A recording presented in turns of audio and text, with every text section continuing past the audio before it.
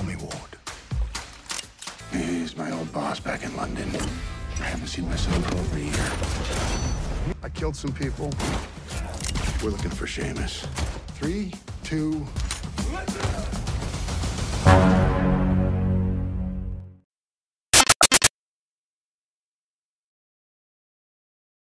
Di awal film kita akan dibawa ke salah satu klub malam yang ada di kota London.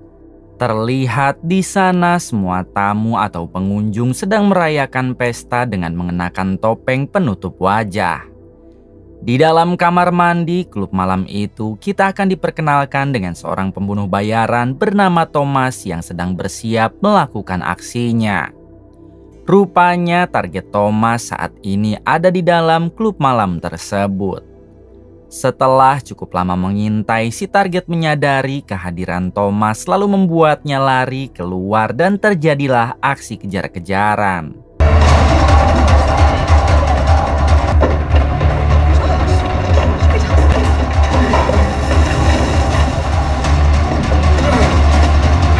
Namun pada akhirnya Thomas dapat memojokkan si target yang memakai topeng kuda.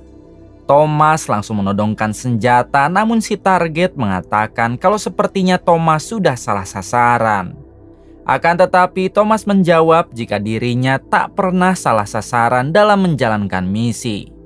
Kemudian Thomas langsung menghabisi targetnya saat itu juga.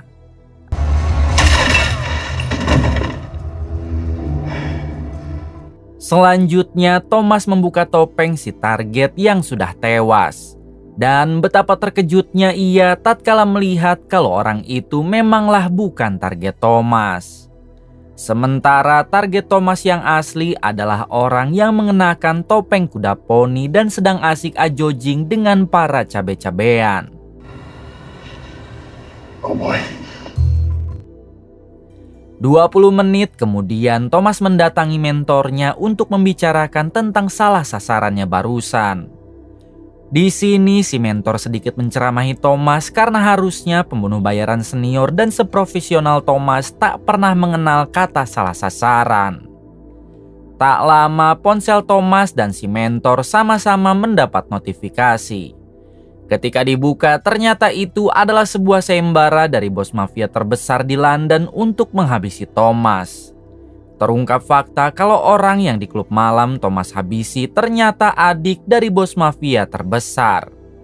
Jadi oleh sebab itulah sekarang si bos mafia membuat sayembara kepada seluruh kriminal untuk menghabisi Thomas dengan imbalan $1 juta. Melihat hal tersebut, si mentor menyarankan Thomas agar secepatnya kabur ke Amerika. Daripada ia bertahan di sini karena sudah dipastikan akan tewas. And that still means something. They'll tell you. Tommy Ward. Pada akhirnya malam itu juga Thomas berniat terbang ke Amerika. Namun sebelumnya Thomas menyempatkan dulu untuk mendatangi apartemen mantan istrinya. Ketika bertemu, Thomas meminta si mantan istri agar selalu menjaga putranya dan jangan pernah membiarkan dia main sendirian. Kemudian si mantan istri mempersilahkan Thomas agar berbicara saja langsung dengan anaknya.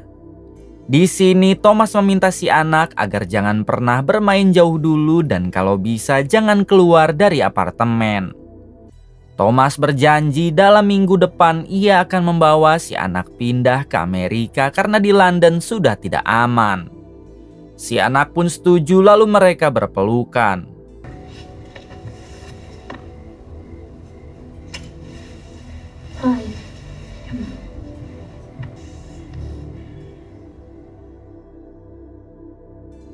Keesokan harinya Thomas sudah tiba di Amerika. Terlihat saat ini ia yang memakai rambut asli karena rambut botak semalam hanyalah properti pekerjaan. Kemudian Thomas menghubungi temannya yang bernama Bartos untuk meminta bantuan. Diberitahu kalau Bartos ini adalah seorang ketua gangster. Di sini Bartos meminta Thomas agar datang saja ke rumah karena hari ini dirinya sedang standby di rumah. Setelah panggilannya dimatikan, Bartos dihampiri oleh putranya yang bernama Julian. Julian meminta izin karena hari ini dirinya ada les matematika.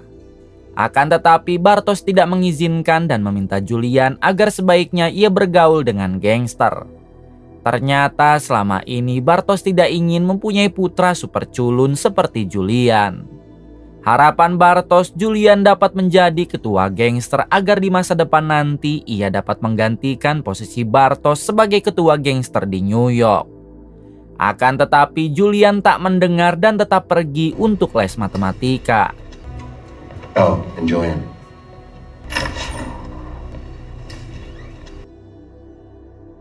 Adegan kembali pada Thomas yang kini mendatangi satu lagi temannya di sebuah pantai.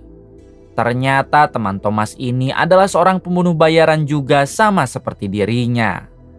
Kemudian Thomas membawa masuk si teman ke dalam mobil, berharap si teman bisa mendengarkan curhatannya. Di tengah perjalanan tak disangka teman Thomas malah akan mengeluarkan senjata. Karena ternyata dia ingin menghabisi Thomas mengikuti sayembara dari si bos mafia London. Untung saja Thomas menyadari hal tersebut dan inilah yang terjadi.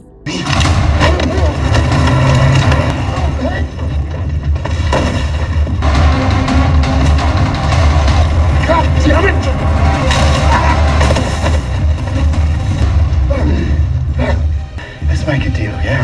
No deals. Setelah orang itu berhasil dihabisi, Thomas segera pergi meneruskan perjalanan untuk bertemu dengan Bartos. Di balik itu, ini dia si bos mafia London yang adiknya tak sengaja Thomas habisi.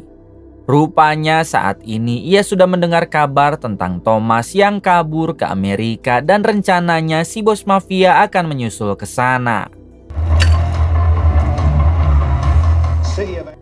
Berpindah pada Julian, si putra Bartos yang saat ini sedang mengendap-endap masuk ke rumah tanpa memakai celana. Kemudian Julian dipergoki oleh Bartos yang bertanya kenapa ia pulang tak memakai celana. Julian menjawab kalau ini semua adalah ulah dari teman-temannya yang membuli Julian. Bartos pun kembali menceramahi Julian dengan mengatakan itulah sebabnya kalau jadi anak jangan terlalu culun. Because we can take it.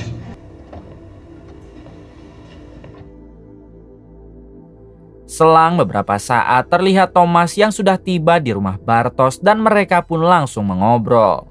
Di sini Thomas meminta bantuan Bartos untuk mengambil putranya yang ada di London.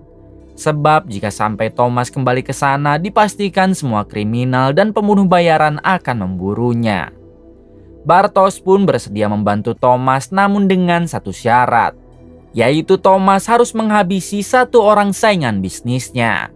Berikut dengan mengajari Julian putranya agar menjadi hebat seperti Thomas. Tanpa pikir panjang, Thomas menerima syarat dari Bartos lalu ia pun ingin bertemu dengan Julian. Sehingga Bartos membawa Thomas ke kamar Julian. Di balik itu si koplak Julian sendiri malah sedang asik colai sambil melihat video di kamarnya dan tiba-tiba Knock, knock. Please do not get up. untungnya Julian masih selamat. Karena monitor komputernya berhasil ditutupi oleh baju. Namun ketika Bartos akan memperkenalkan Julian dengan Thomas, terdengarlah suara gaib di komputernya. Alhasil Bartos menyadari kalau Julian sedang colai sambil nonton aha-aha, jadi ia pun langsung menghancurkan komputernya. Sambil menahan rasa malu, Bartos meminta maaf kepada Thomas atas kelakuan putranya yang seperti itu.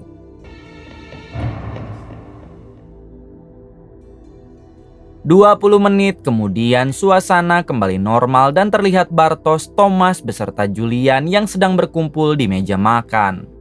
Di sini Bartos menjelaskan kalau mulai saat ini Julian akan ikut dengan Thomas menjadi seorang pembunuh bayaran. Target pertama mereka adalah menghabisi seorang pria tua bernama Samsul yang merupakan ketua gangster saingan berat Bartos. Sebelum Samsul berhasil dihabisi, maka dirinya tak akan pernah pergi ke London untuk membawa putra Thomas. Begitu juga dengan Julian yang tidak boleh pulang sebelum misi itu selesai. Dirasa telah mengerti dengan misinya, Thomas dan Julian pun pamit untuk pergi. Then I want him dead too. Sebelum berpisah, sekali lagi Bartos meminta Thomas agar mengajari Julian putranya menjadi lelaki hebat. Bartos tak mau kelak dewasa nanti Julian hanya akan jadi pecundang tak berguna. Thomas pun sangat mengerti akan hal itu, lalu kemudian mereka berpisah.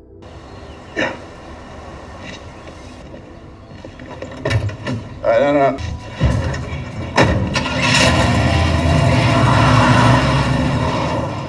Di tengah perjalanan, Julian bertanya hal apakah yang akan pertama mereka lakukan. Thomas menjawab kalau yang pertama adalah mengajari Julian menembak dengan baik dan benar. Ketika tiba di tempat sepi, Thomas meminta Julian turun karena di sanalah ia akan mengajari Julian menembak. Thomas menggunakan 4 botol sebagai targetnya, lalu ia pun memberi contoh, namun hasilnya seperti ini.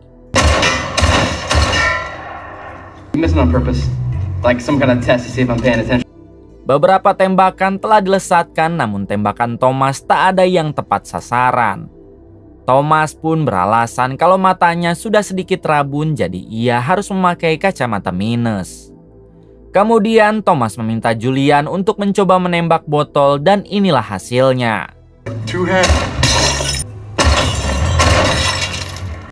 Thomas dibuat terkejut tatkala melihat Julian yang mampu menembak 3 botol tanpa meleset. Akhirnya Thomas pun menyudahi latihan itu karena ia menganggap kalau Julian sudah bisa menggunakan senjata dengan baik. Hingga saat Thomas dan Julian hendak menuju mobil, kaki Julian malah tikosewat, lalu inilah yang terjadi. Wait up for me.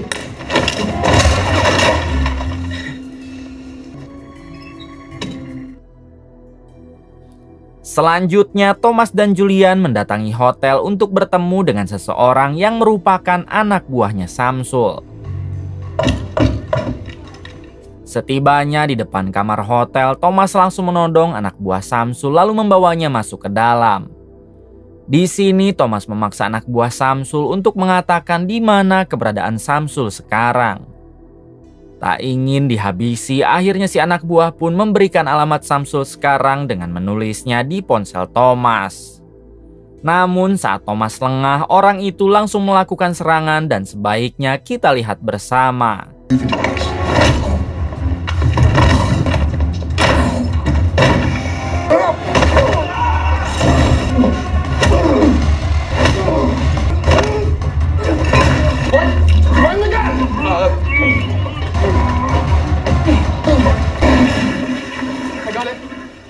Setelah berhasil menghabisi orang tersebut, Thomas beserta Julian segera pergi dari hotel itu.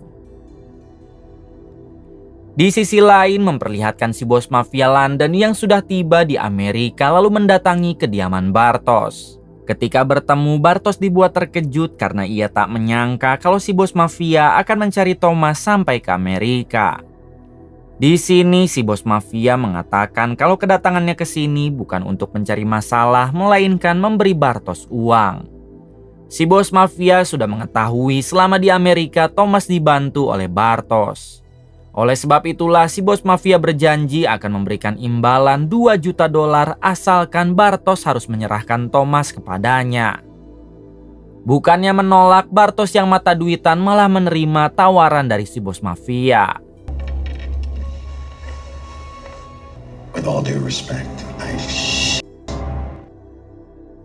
Malam harinya Thomas yang belum tahu kalau Bartos telah mengkhianatinya, ia pun dengan tulus mengajari lagi Julian cara berduel jarak dekat. Beberapa kali serangan Julian pasti dapat Thomas tangkis. Namun ketika yang terakhir kali, I'm so sorry. Sure. yeah, I think we're good for the night. Let's try something else. We're done. selanjutnya Thomas dan Julian mendatangi alamat Samsul, sesuai dari yang orang sebelumnya berikan. Setibanya di sana, Thomas dan Julian turun lalu mereka pun berpura-pura akan membeli barang haram dari Samsul. 2 penjaga di depan mengatakan kalau Samsul sang bos besar sedang tidak ada. Namun jika untuk bertransaksi barang haram, mereka berdua bisa lewat putra Samsul yang sekarang ada di dalam rumah Kevervan. Kemudian Thomas dan Julian pun dibawa masuk ke dalam untuk bertemu putra Samsul. Ketika di dalam, ini dia putra Samsul yang bernama Beno dan sedang asik ngahuleng sambil cungar-cengir sendiri. Thomas berpura-pura kalau kedatangannya ke sini untuk membeli barang haram dalam jumlah banyak. Namun Beno ingin melihat uang Thomas dulu sebelum memberikan barangnya.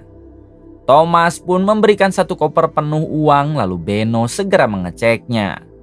Di waktu yang sama, 1 anak buah Beno mulai curiga dengan Thomas dan inilah yang terjadi.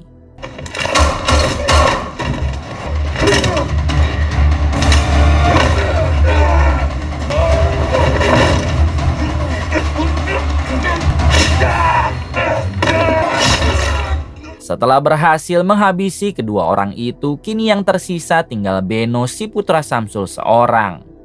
Akhirnya Thomas jujur dengan mengatakan kalau kedatangannya ke sini bukan untuk membeli barang haram melainkan memburu Samsul. Jadi jika Beno tidak mau tewas, lebih baik katakan saja di mana keberadaan Samsul sekarang. Beno berjanji akan mengatakan itu semua, namun ia meminta waktu dulu untuk buang air kecil dan tiba-tiba meskipun sudah dikejar dan ditembak beberapa kali, namun Beno berhasil melarikan diri. Dengan cepat, Thomas mengajak Julian untuk mengejar Beno. Living life, man.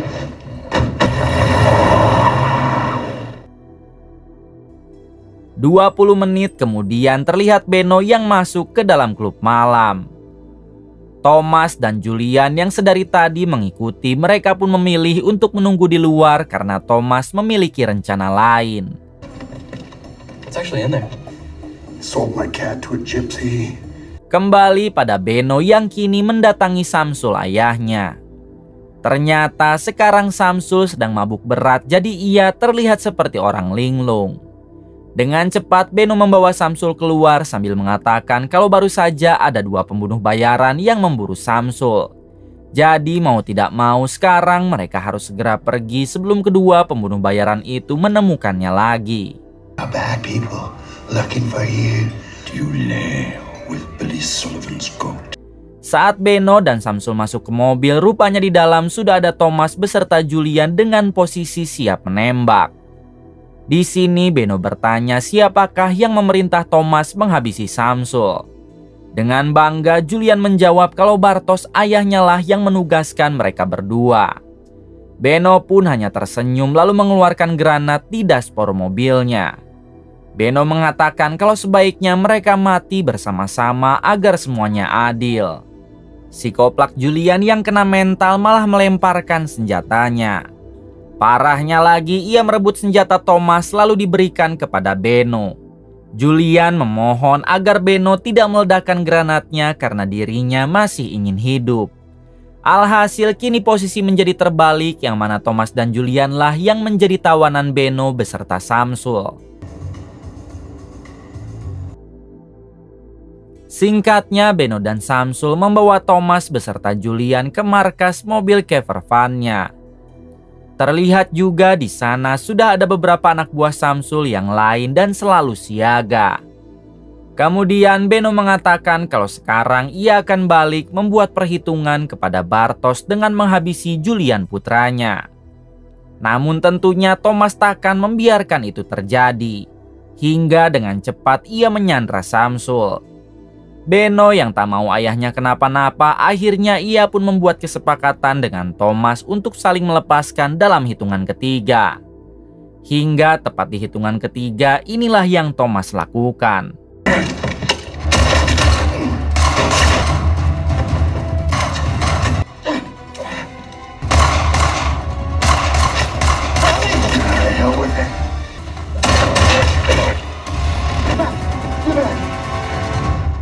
Peperangan itu berlangsung cukup lama. Namun pada akhirnya Thomas dapat menghabisi Beno dan Samsul dengan menggunakan cara ini.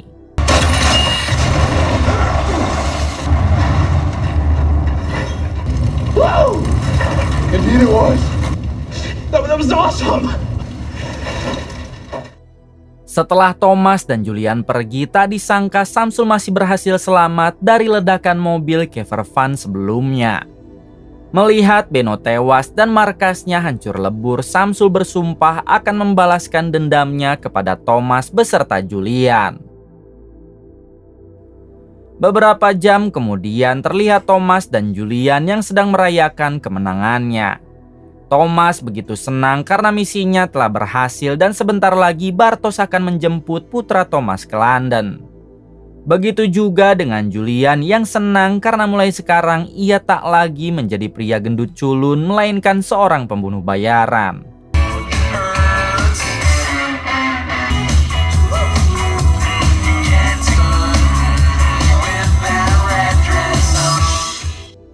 Selanjutnya Julian meminta Thomas untuk mengajarinya cara menyetir sehingga Thomas pun membawa Julian ke parkiran untuk belajar mobil. Baru saja beberapa meter Julian menyetir, tiba-tiba datanglah rombongan mobil hitam yang mengepung mereka. Kemudian turunlah seseorang yang ternyata dia adalah si bos mafia London yang selama ini mengincar Thomas. Melihat si bos mafia ada di sana, tentunya Thomas menjadi syok karena mana mungkin dia bisa tahu keberadaan Thomas saat ini. Sayangnya baru saja Thomas turun dari mobil, ia pun langsung dihajar dari belakang hingga membuatnya tak sadarkan diri.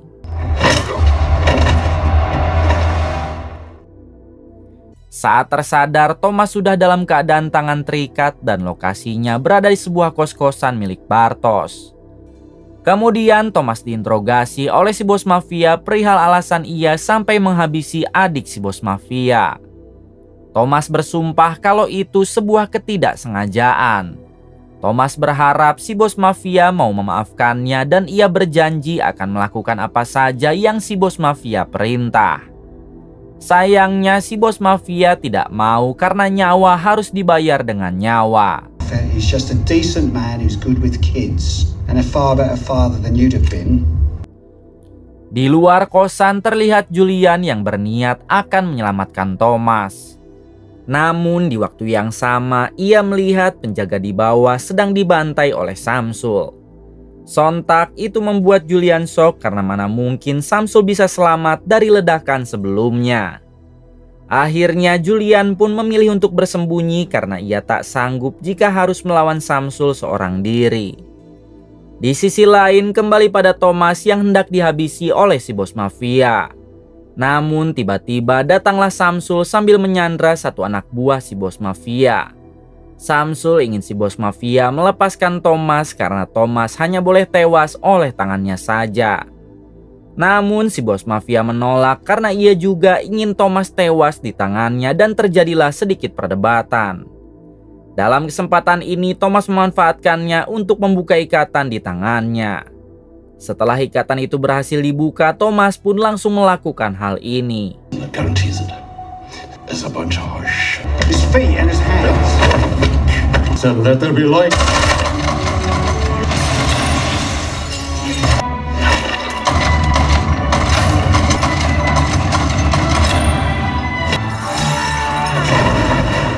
Meskipun terjatuh dari lantai paling atas, alhamdulillahnya Thomas masih berhasil selamat. Sementara untuk si bos mafia, ia pun harus tewas akibat diberondong tembakan sebelumnya. Dengan cepat Thomas segera melarikan diri dari tempat tersebut. Berpindah kepada Samsul yang sedang kesal karena Thomas berhasil kabur. Tiba-tiba muncullah si koplak Julian dengan belaga sok pahlawan kesiangan. Pada akhirnya Julian berhasil ditangkap lalu Samsul segera menyandranya. Selanjutnya Samsul menghubungi Thomas menggunakan ponsel Julian. Di sini Samsul meminta Thomas agar datang ke markasnya yang sudah hancur sekarang juga. Jika Thomas tidak datang maka dipastikan Julian akan tewas. Mendengar hal tersebut mau tak mau akhirnya Thomas mengiyahkan permintaan Samsul.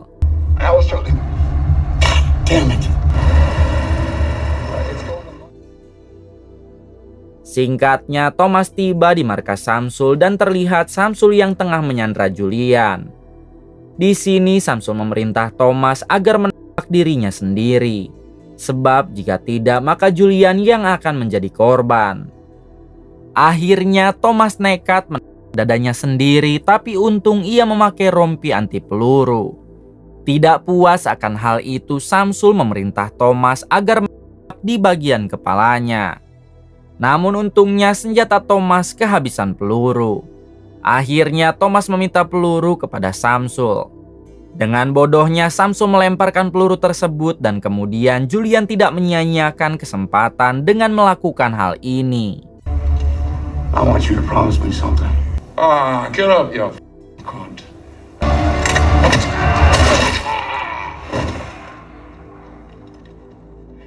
Melihat Samsul yang sudah tumbang, Julian dan Thomas langsung berpelukan.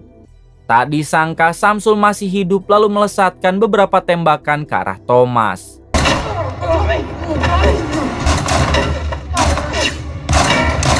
Thomas dan Julian hanya bisa bersembunyi di balik mobil karena mereka sudah tidak memiliki senjata. Lalu Thomas keluar sambil mengangkat kedua tangannya. Thomas berjanji akan menyerah asalkan Samsul tidak menembak dulu. Hingga ketika Samsul mulai termakan omongan Thomas, tiba-tiba Julian melajukan mobil dengan kecepatan tinggi sampai menewaskan Samsul.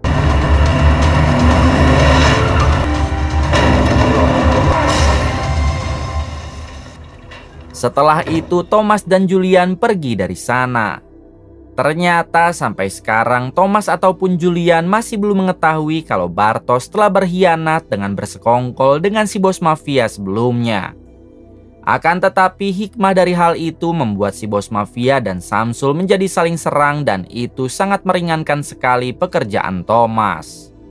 Mulai sekarang Thomas bisa hidup dengan tenang karena tak akan ada lagi orang yang memburu dirinya atau keluarganya.